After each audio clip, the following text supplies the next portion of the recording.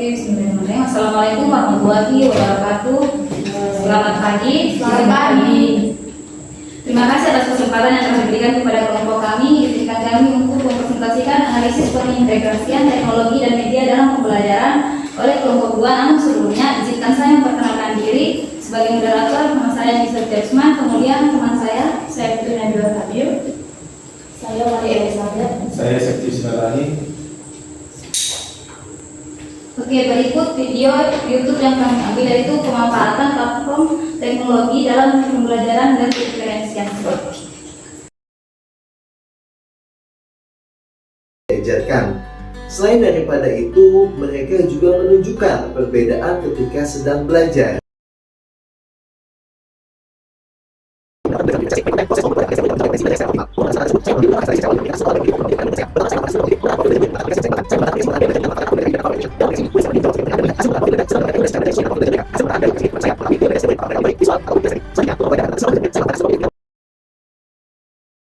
Mengetahui pemahaman awal murid terhadap materi yang akan disampaikan. Setelah melaksanakan asesmen awal, selanjutnya saya menindaklanjutinya dengan menerapkan diferensiasi konten, proses, dan produk.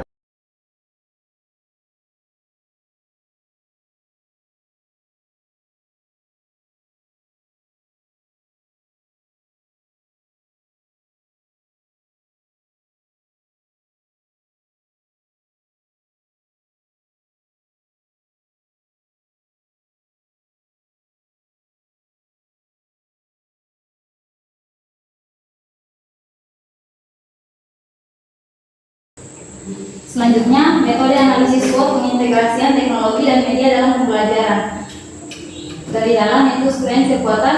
Yang pertama, menyediakan pengalaman belajar yang lebih interaktif dan menarik dengan multimedia, simulasi serta pembelajaran berbasis game. Kemudian, memungkinkan personalisasi pembelajaran sesuai dengan kebutuhan dan kecepatan siswa. Yang ketiga, mendorong inovasi dalam metode pembelajaran agar lebih kreatif dan efektif. Yang keempat, meningkatkan kolaborasi antara siswa dan guru melalui platform digital. Yang kelima, menciptakan pengalaman belajar yang mendalam dan bermakna. Dan yang terakhir yaitu memfasilitasi setiap gaya belajar peserta didik. Kemudian, weakness atau kelemahannya yang pertama, kesenjangan akses terhadap teknologi di mana tidak semua peserta didik memiliki gadget. Yang kedua, terbatasnya ketersediaan perangkat digital di beberapa sekolah. Dan yang terakhir, membutuhkan internet dalam mengaksesnya. Baik, saya akan melanjutkan yaitu mengenai opportunities atau peluang. Yang pertama yaitu dukungan dari kepala sekolah dalam program digitalisasi pendidikan dan penyediaan sarana dan prasarana platform belajar. Kemudian peserta didik ini yang suportif dan antusias untuk menerima model pembelajaran maupun media pembelajaran yang digunakan oleh guru menggunakan teknologi dan multimedia interaktif.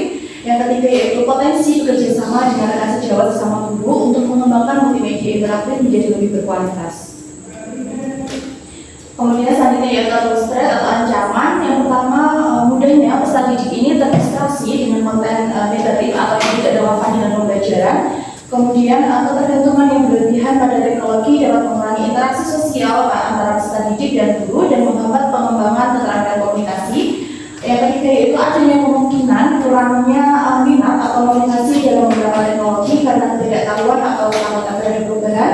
Dan yang terakhir yaitu jika kebijakan tersebut berubah atau tidak lagi mendukung pembelajaran berbasis teknologi, maka integrasi platform digital bisa terhenti atau tidak berkelanjutan.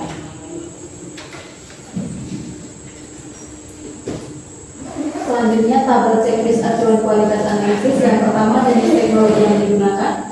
Yang kedua, ketersediaan jenis multimedia yang digunakan. Yang ketiga, ketersediaan kekuatan atau keunggulan teknologi dan multimedia yang digunakan. Yang keempat, ketersediaan kelemahan atau kekurangan teknologi dan multimedia yang digunakan.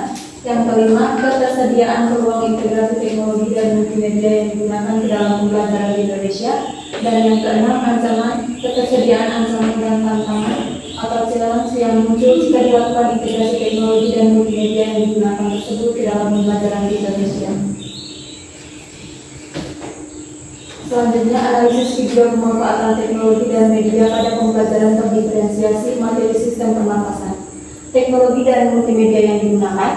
Di sini teknologi dan multimedia yang digunakan merupakan teknologi digital dalam bentuk media audiovisual yang memanfaatkan aplikasi berupa Belajar ID dan Local Studio yang didukung oleh multimedia, interaktif kuisis, dan juga Word. Kelebihannya, dari teknologi dan media yang digunakan yaitu meningkatkan visualisasi dan keterlibatan siswa dalam proses pembelajaran, kemudian kemudahan dalam mengakses materi dimanapun dan kapanpun, mewujudkan pembelajaran yang interaktif dan menyenangkan, serta memberikan kemudahan akses sistem fleksibel. Serta kelemahannya, dari penggunaan teknologi dan multimedia, yaitu tidak dapat diakses jika jaringan internet tidak tersedia atau tidak stabil, membutuhkan aliran listrik yang baik, dan handphone maupun PC yang suportif.